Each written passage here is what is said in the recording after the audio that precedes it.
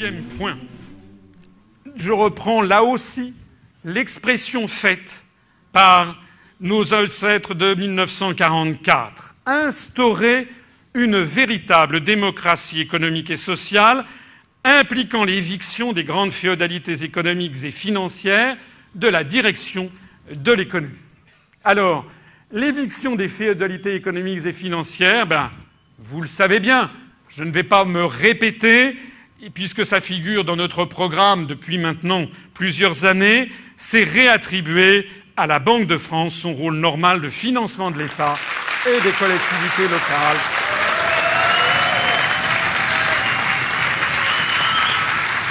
Sans quoi tout contrôle de l'endettement public est voué à l'échec. Je voudrais à cet égard, comme je parle toujours un langage de vérité, je voudrais à cet égard attirer quand même l'attention de mon public sur le fait que ce financement n'est pas la panacée.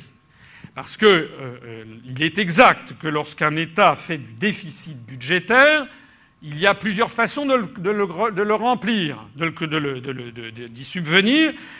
Il y a la façon de la monétarisation, comme on pouvait le faire du temps avant de la loi de 1973.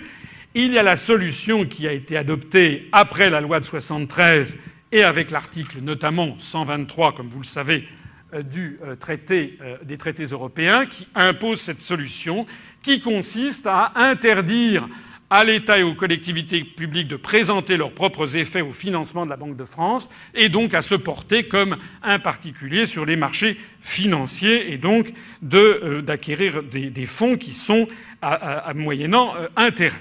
Alors, bien entendu, nous reviendrons sur la loi de 1973 en réintroduisant la faculté à la Banque de France de faire ses avances, c'est-à-dire de faire de la création monétaire sans taux d'intérêt.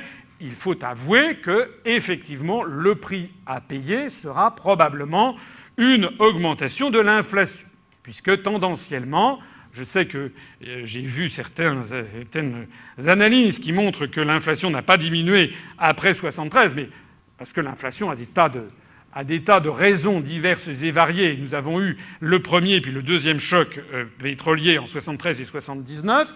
Mais il est vrai que sur longue période, il y a quand même une preuve que ce système est plus inflationniste. Mais de quoi parlons-nous ? Parce qu'il faut bien voir que ce sont des choix très politiques qui se cachent derrière. Faire de l'inflation, c'est en fait prendre le parti des pauvres contre les riches, quoi. En gros, c'est ça. C'est-à-dire de ceux qui n'ont pas d'argent par rapport à ceux qui ont des biens.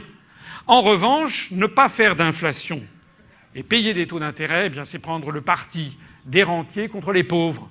Je simplifie à l'extrême, mais c'est bien de ça qu'il s'agit.